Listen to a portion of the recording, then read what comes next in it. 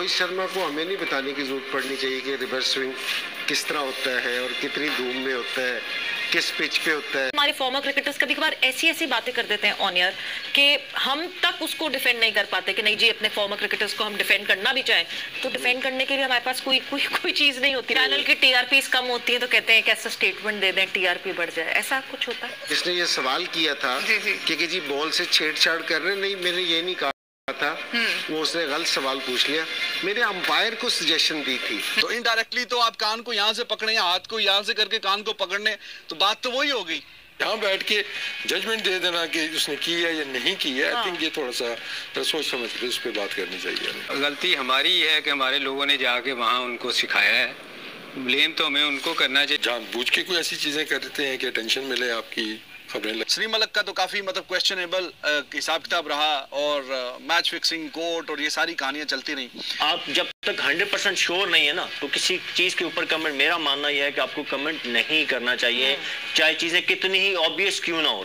देखो उबाल के तेरे ऊपर चाट मसाला गरम मसाला लगा के बीच में से थोड़ा सा खोद के ना उसमें लाल मिर्ची रखूंगा। Inzamamul Haq, where are you my brother. हमारे क्रिकेटर्स तो माशाल्लाह टीवी पे लाइव शायद अफरीदी गेंद को ऐसे चबाते हुए दिखाए गए थे और ऑस्ट्रेलिया में मैच था कि किसी तरीके से कुछ ना कुछ गेंद का कोई हिलना जुलना शुरू कर दे या गेंद बनाने की कोशिश, दांतों के साथ चक्कियां मारते मराते दांतों के साथ कोशिश, वो सब कैमरा पे रिकॉर्ड है।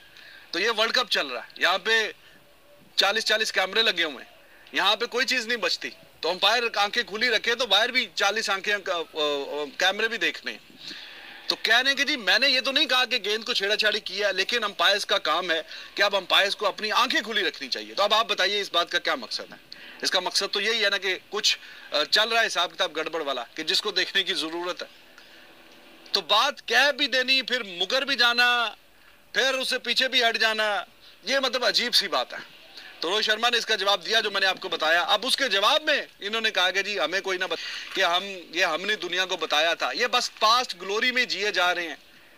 वो जो पुराना जमाना था जब पाकिस्तान की टीम अच्छी हुआ करती थी, बस वही।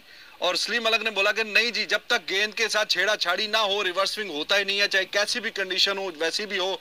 वरना वही पास्ट वाली बातें कि हमारे बैट्समैनों ने इनके बॉलर्स की इतनी धुलाई की हुई है, ये तो खेलते ही स्पिनर्स के साथ थे, इनको तो पता ही नहीं था। और फास्ट बॉलर्स तो अगर होता रिवर्स स्विंग, अगर धूप में होता तो धूप में तो पाकिस्तान इंडिया ने इतने मैच खेले हैं तो इंडिया ने क्यों नहीं किया तब रिवर्स स्विंग। तो ये वो सारी बातें, और ये हमने बताया दुनिया को, अब ये हमें बताएंगे, ये सिखाएंगे, हमारे दिमाग खुले हुए हैं और इस तरह की बातें।